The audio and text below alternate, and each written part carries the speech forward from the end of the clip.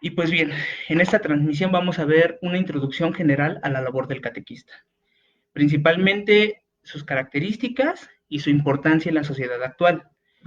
En este primer tema o punto para desarrollar, vamos a ver y a resolver dos preguntas.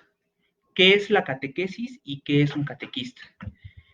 Si buscamos en un diccionario, vamos a encontrar que la catequesis o el catecumenado es la instrucción en la doctrina cristiana.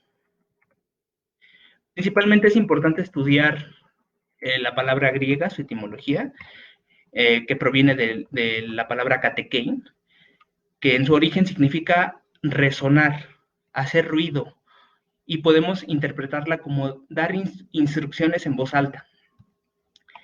Entonces, muchos catecismos o diccionarios de teología nos definen a la catequesis como el acto de hacerse oír para atraer. Como les mencionaba, es importante conocer estas palabras porque ¿y por qué se denominan así? Pues bien, en los primeros 3 siglos del cristianismo, más o menos el 3 y el 5% de la población sabía leer. Entonces encontramos un alto índice de analfabetismo. Toda instrucción era por tradición oral. Hay que recordar que incluso la escritura empezó como una serie de tradiciones orales que posteriormente fueron plasmadas en formatos, como los rollos y los papiros. Para hablar del acto de instruir en la fe, el Nuevo Testamento utiliza más o menos 20 verbos en las que se habla de cómo se transmite el mensaje cristiano de la salvación. Vamos a encontrar verbos tales como enseñar, como proclamar, anunciar, transmitir. Sin embargo, es hasta que Pablo, en la epístola a Gálatas, utiliza la palabra catequeo, claro, en griego, para hablar sobre la instrucción de alguien en la doctrina de la fe. Ok. Quiero hablar un poco más de la historia de la catequesis porque es muy importante, más o menos entender cómo era al inicio. Este periodo se le conoce como el periodo paleocristiano. Es el inicio del cristianismo después de Jesús. Había 3 etapas. Estas 3 etapas se caracterizaban por ser largas, por durar una gran cantidad de años, y eran aspirantes los catecúmenos. La primera etapa duraba más o menos 3 años, en la que comenzaba la vivencia de la vida bautismal, y los aspirantes eran evaluados constantemente por una comunidad. Se evaluaba principalmente su conducta. En la segunda etapa había un curso más o menos de un año en la que se instruía diariamente la doctrina cristiana y en la que se enseñaba ya la confesión de fe y el Padre Nuestro. Estos conocimientos al inicio eran ocultos. En nuestra tercera etapa, durante 40 días, es decir, durante la cuaresma, intensamente se enseñaba al aspirante y se le bautizaba finalmente la noche de Pascua. Entonces podemos entender que el catecumenado inicialmente estaba impartido hacia los adultos. Ante esto podemos definir ya entonces qué es un catecúmeno, pues un discípulo de la fe, un aspirante al bautismo. Y el catequista sería la persona que instruye a viva voz. Sería ya ahora, por ejemplo, un enseñante, un educador, una persona profesional. Y vamos a hablar un poquito más de eso en unos momentos. Primero hay que detenernos en saber el objetivo principal de la catequesis. ¿Qué es lo que enseña? Pues ya mencionamos un poco, son educadores de la fe. Su objetivo principal es educar en la fe. Y además serían el primer acercamiento al conocimiento de Dios y su amor. ¿Su amor por quién? Por todos nosotros, la humanidad. Sin embargo, tiene unas características muy importantes la catequesis. El primero de todos sería que es sistemático y el segundo es profundo. Ante esto me gustaría detenerme un poco. Hay que hacernos la pregunta, ¿por qué digo o por qué decimos de un primer acercamiento sistemático y profundo? Pues bien, hay que tener en cuenta que generalmente el primer acercamiento a la fe y al conocimiento de Dios lo hacemos en la familia. Es nuestro primer vínculo. ¿Cómo? A partir de tradiciones como romper la piñata, a partir de asistir a festividades o participar en ellas, festividades tales como la fiesta después del bautizo, la fiesta después del matrimonio, la fiesta después de la primera comunión. en la que convivimos. Y por último, la devoción popular llamada así. Cuando nuestras abuelas o nuestras madres nos enseñan a prender una veladora y rezar, cuando nos colgamos alguna pulsera, cuando una persona de la familia muere y rezamos el rosario a los difuntos, eso es parte de la devoción popular que nos instruye en la fe. Y en esta fe que nos enseñan en el núcleo familiar, vamos a hablar vamos a tratar temas como la oración, la fe, la esperanza, la caridad, el amor a Dios, el amor a los prójimos, al prójimo, perdón. Y va a ser una enseñanza de manera general, con temas muy necesarios, muy básicos, pero no estructurados. Entonces, en contraposición, vamos a encontrar que la catequesis desarrolla su enseñanza a través de un método. Va a ser un plan estructurado que va a categorizar y va a desglosar el conocimiento sobre Dios. Primero que nada, la catequesis está centrada en hacer conocer al catecúmeno el primer mensaje revelado, que es el querigma, lo que conocemos como una enseñanza querigmática. El querigma no es más ni menos que el principal anuncio de que la pasión, la muerte y la resurrección de Cristo se hizo por nuestra salvación. Es decir, que por amor Cristo nos salvó. Asimismo, en la catequesis vamos a abordar los pilares de la fe. Vamos a abordar el credo, vamos a abordar los sacramentos, los mandamientos de vida, o sea, los mandamientos de cómo debemos de llevar nuestra fe día a día, y principalmente, digo principalmente porque es muy importante, la oración del Señor, es decir, las cosas esenciales que debemos pedir a Dios. Y esta catequesis también va a estar basada en dos partes. Bien nos lo decían en el Concilio Único Vaticano II, hay que tomar en cuenta tanto la escritura como la tradición. De ahí vamos a sacar todo lo que dice la catequesis. Y podemos entonces concluir que el objetivo principal de la catequesis es el acercamiento al conocimiento el conocimiento del amor de Dios.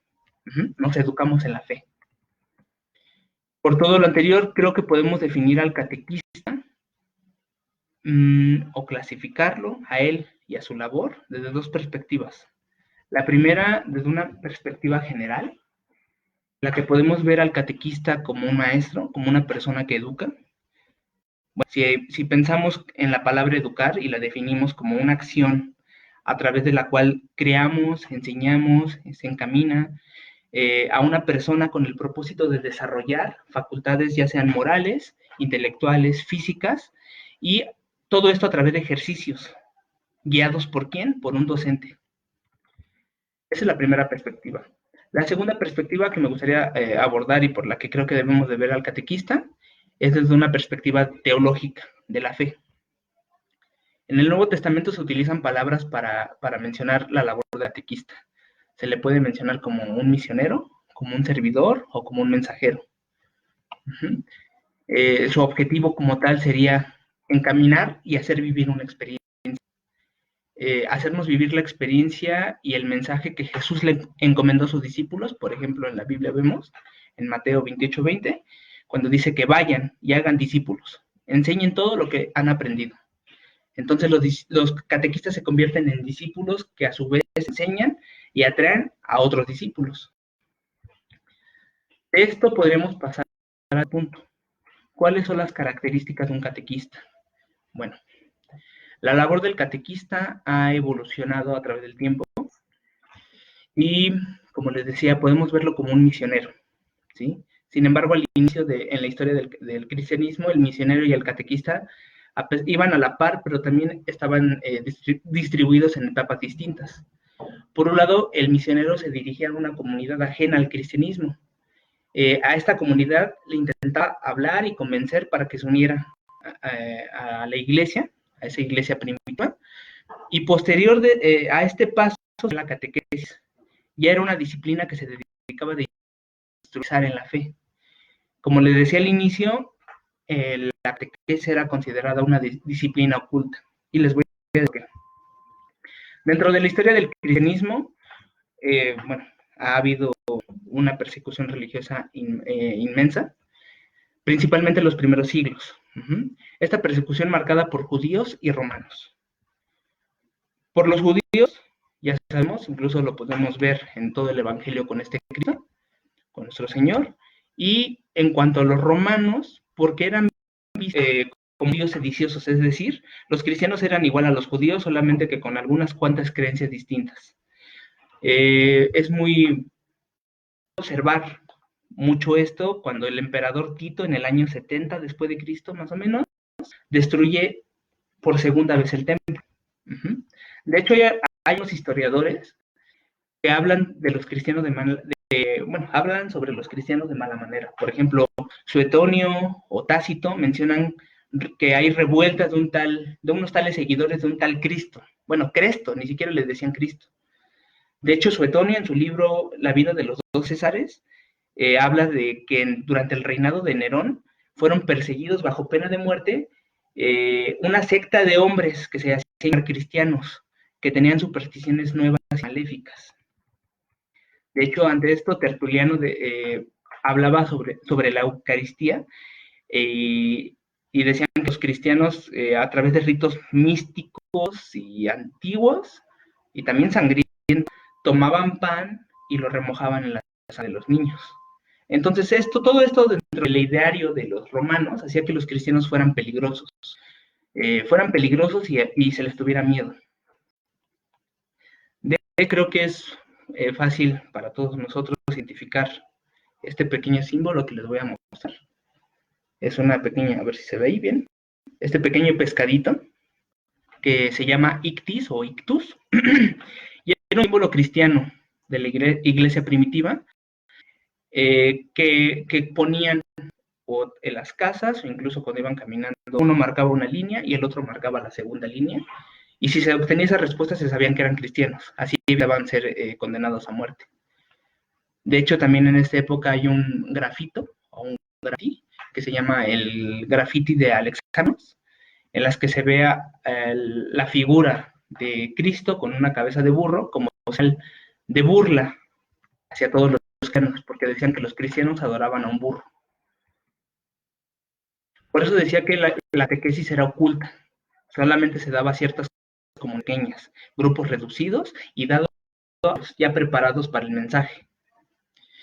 Actualmente podríamos decir que un catequista ya no se tiene que ocultar, ya puede pues decir la palabra de Dios abiertamente. Sin embargo, todavía hay misioneros en lugares donde la religión es distinta, que tienen que hacer un trabajo muy pesado, muy fuerte en pro de la iglesia. Vamos a regresar un poquito al tema sobre cómo tiene que ser un catequista.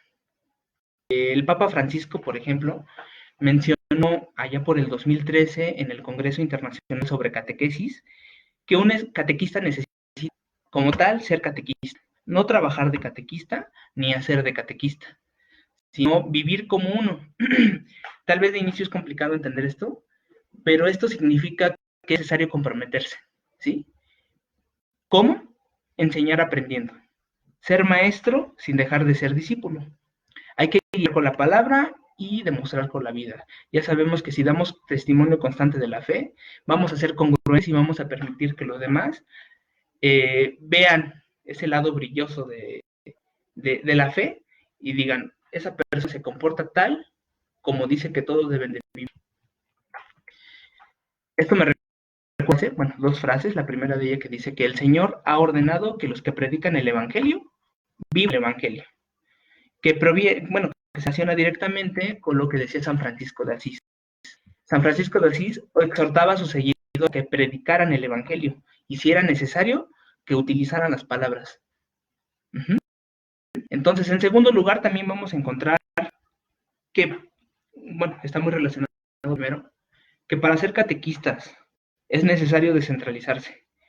De hecho, no solamente para los catequistas, sino para todos los que somos seguidores de Cristo, hay que ser discípulos descentralizados, es decir, poner a Cristo en el centro de nuestra vida. Esto va más allá de nuestras propias necesidades. Nunca debemos de olvidar que es necesario anteponer a los demás. Por ejemplo, debemos de buscar nuevos esquemas y nuevos paradigmas para transmitir el mensaje. Y eso creo que los catequistas el día de hoy incluso ya lo pueden ver con nuevos jóvenes, porque tienen que utilizar nuevas plataformas como YouTube, redes sociales, etcétera, para interesar o hacer llegar el mensaje, ¿sí? Por último, para cerrar esta temática y esta pequeña transmisión del día de hoy, me gustaría hablar sobre la importancia del catequista en la sociedad. Por los puntos anteriores podemos deducir ya, creo que puntos. El primero de ellos, que son el primer vínculo y en ocasiones el único para la educación en la fe. Entonces ellos nos permiten que nos acercamos a Dios, que conozcamos el amor, conozcamos los pilares de la fe, como los sacramentos, el credo, los mandamientos, que nos instruyamos en los valores teológicos, como la fe, la esperanza, la caridad. En segundo, bueno, eso es lo primero.